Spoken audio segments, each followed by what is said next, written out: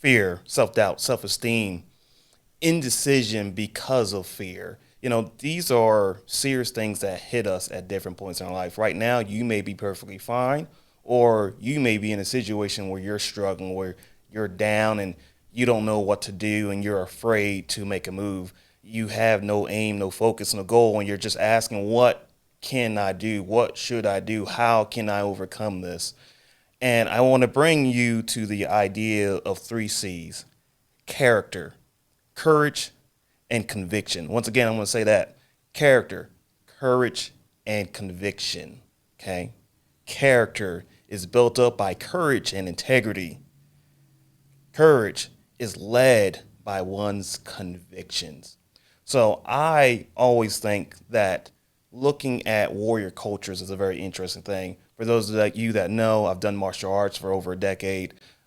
Good experience. It's not just about being able to physically combat someone. It's about the conquering of oneself. It's about developing what they call a warrior spirit, based on Shaolin monks, warrior monks, peaceful people, right? But they knew how to throw down, right?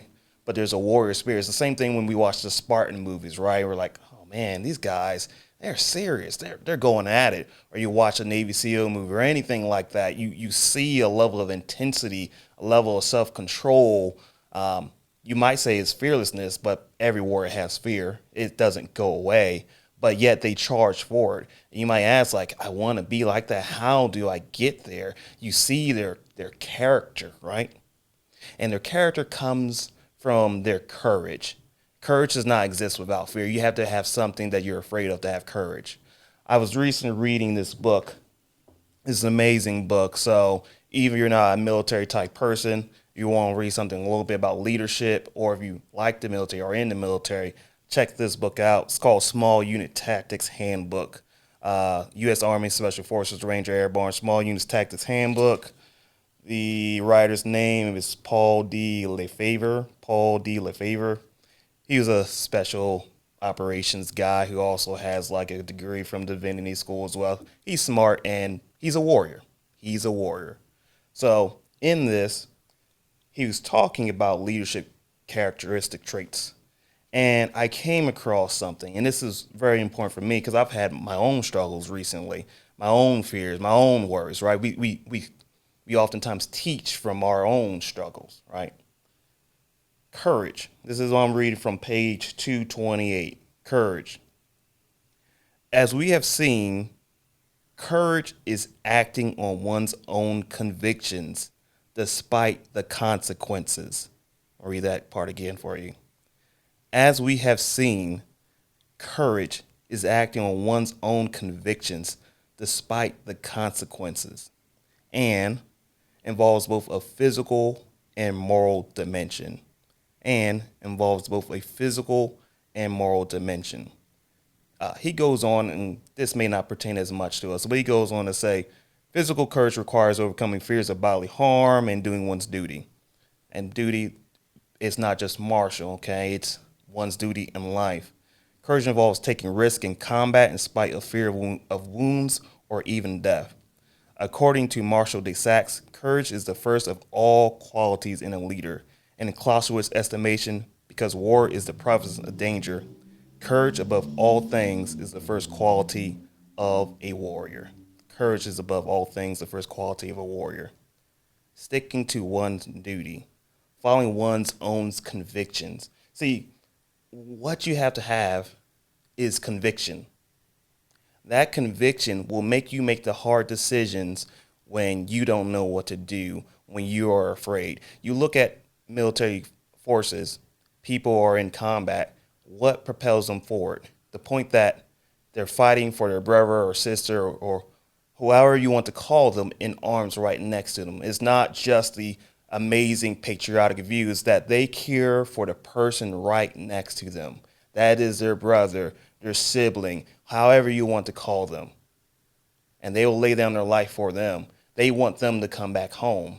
And that, my friends, that willing to risk oneself is conviction. That's conviction. It's just one example of conviction. In our lives, convictions can come in various ways. What is it that you care so much about that it doesn't matter the consequence of the decisions that you make because you care about X, Y, Z. So I've given talks about this before. This is a little bit about my history. Uh, Trigger warnings for those people who have had some troubles in life. So give me a few moments, guys. Trigger warnings. 5, 4, 3, 2, 1. I do mean that seriously. So for me, college was a test of conviction. Okay. I grew up poor, bad neighborhood, got out to the Midwest, came to a great school. What a lot of people don't know about me, I was abused pretty severely. And that continued while I was going to college. From a distance at that point, kind of more verbal, but when I lived in Philadelphia, it was very much physical abuse. I've been strangled, I've been chased with weapons, like all kinds of bad things. And there came a point where I was on the phone, abuse was happening, got off the phone, had tests to study for, had papers to write. My brain's just not on, right? Because your mind isn't built to be beat up all the time. And, I wanted to quit. I was a junior. I wanted to leave. I was like, I'm done. I don't really want to do this anymore. And then at that point in time, I talked to one of my mentors, and I thought, I was like, you know what, Adetokunbo, you can't quit now. You can't quit now because there is someone out there one day whose life you're going to make an impact on. If you quit right now, you will not be able to help them. You will not be able to help them. You have to keep going on. That, which I didn't have the word for it at that time, that was my conviction. It pushed me through despite being mentally, emotionally fatigued, despite having all the responsibilities of a student who is 10 hours away from what they consider a home and has no family nearby to count on. Despite all those things, that was my passion. That was my conviction. That pushed me through that junior year and through that senior year and through the years that followed. And I have gotten to help people. There are some people that I think is like, you know what? That one person, there's one person that comes to mind is like, you know what? I think I found that person. Had I not had that degree that I fought for, I wouldn't be able to help out that person. And I'm sure I've helped out various other people. And this isn't trying to be ego, but this is just speaking to the notion of conviction. You have to have something that, despite the consequences and the difficulty, you will continue to fight on. How do you find that out? I don't know. I think what you can do, though, is find your quiet place. I mean, we have our TikTok, our Instagram, our YouTube, etc. There's going to be at a point in time where it might be helpful for you to go on a walk, stay by yourself, kind of get into your own thoughts, reflect on your past. If you are going to go on the YouTubes and the TikToks and the Instagrams and the Twitch, find some stuff that talks about life and meaning. Find something that will make you reflect in that moment. And in that, something might spring up in you and say, hey, that's important.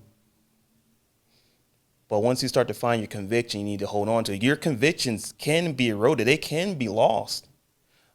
I feel like I've been lost. I've worked so hard at this point in my life to make sure I was financially set. I'm a millennial. We get crapped on all the time, right? We're entitled. We're lazy. No, we received a world from our bloomers that was in bad shape. We were told, get a degree, at least for people like myself, get a degree, and you're guaranteed a quality paying job. I tell you, for those that graduated in 2009, many of you know that was a lie. That was a lie. But yet they call us entitled. How can we be entitled when we just follow the steps you told us to go? Is that entitlement or just confusion? I don't know. But in that process, trying to make sure that I could protect myself financially, and since I grew up poor, to protect 3 generations, because that's how long it takes to get out of poverty, I put my effort on making money. There was a point in time where all these great jobs that I worked, they didn't pay good enough. And I realized I was putting my efforts into helping other people and not helping myself. And that hurt. I started thinking about, man, what if you want to have a family and you can't afford to have a family despite your degree, despite all this hard work, despite all the people you've taken time to help. And then I became very, very, very money focused and very much about success in a way that like I really can't fail. I need to make this money. I must make this money. And what happens after a certain point in time is that if money is not your true conviction, that's not what you really care about. That's not what makes you a whole person, right? Because for many people, that doesn't make them a whole person. You can lose yourself. You'll find yourself saying yes to things you know you should say no to being treated incorrectly, to being in spaces where you really shouldn't be because they do not speak to your spirit. You need to figure out what your convictions are. You may find yourself, as I've seen other people, in situations where they are trying to do the best they can do and they're in a unhealthy environment. There's no goals for them to set. They may be critiqued on their work performance, yet like a moving goalpost is always, they never hit the mark because it's always moved for them. They can never get the job done, even though they're actually doing a great job. And in those moments, their convictions, their self-esteem, all those things can be ripped apart, can be broken down by people who are weaker mind and weaker spirit than them. Conviction. Conviction is what you need. Conviction in perhaps it's I will do the best job that I know I can do. I will be my own metric and measure. I will know when I am satisfied and when I am not. And anything else that I hear is just noise. I was speaking to one of my martial arts brothers, and I can't tell a bunch about his story. Hopefully, I'll be able to get him on here later. But this is exactly what we were talking about. He was doing great things for a community in a high position. Politics, lots of politics were around. He was a guy not from that community, and people loved him in the beginning. But he was a person that was about doing what was right. And then eventually, those people began to betray him. They began to speak poorly about him. And eventually, he left that place after having done great work. And those people still running his name through the mud. And I asked him, how do you feel about, how do you deal with that? And that's what he said. It's the warrior spirit. He's also a martial artist. It's the warrior spirit. I know I did a great job. No one can say otherwise. Why can he say that? Because he had his own internal compass. He had his own convictions on what was right and what was wrong. There were times he could have jumped out of the role and left them up the creek. And he said, I'm not going to do that. I'm going to follow the path that I think is right. Sometimes when you're in bad places, be it a work environment or a family environment, you really have to determine what's right by you. You need to be able to go home at night and sleep and feel good about yourself at the end of the day. That is most important. And I say that even if you can't figure out what your conviction is, try to do something. Try to do something that might bring joy to you or that you find is important. Shoot, for me, it's physical activity. I know for me, because my body can do it, jogging miles. That gets me focused and eventually leads me to things that I find to be important. But whatever it is, you need to find your conviction, because this is what can happen, okay?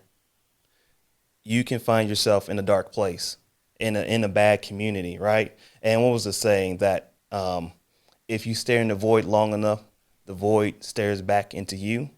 Well, to add to that, that void can eventually extend its arm to you.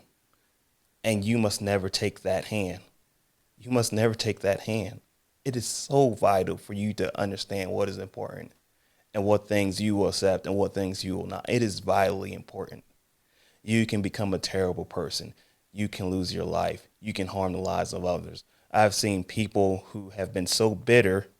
I forget what this quote is from, but it's along the lines of suffering leads to bitterness. Bitterness leads to spite, and spite leads to vengefulness. We got a lot of people doing a lot of crazy things in this world. People harming each other physically. We have other people who take out their harm on others, make their lives terrible, never realizing that they are just doing the exact same thing that they suffered from. You can't be like that. There's so much more to you. You got to keep fighting. You got to keep hope alive. I believe in you. This world is a crazy place. It's also a beautiful place if you can't see it. You will. You will. It will show itself in the quiet moments, in the moments of laughter from kids as you walk down the street, doing your own thing, in the breeze, looking at the sky. You'll find it. Keep on moving forward. Keep on moving forward. We're going to talk a little bit more about conviction and leadership. I've been reading this book. I've also watched another person talking about self-esteem as well. That kind of helped inspire this in terms of what he did and things in terms of Ranger School, Army. I think he has some really good points, some real tactical things that you can do to make life a little easier, like focusing on what's important. So we'll get to that. All right, guys, thanks for listening in. We'll see you on the other side of awesome.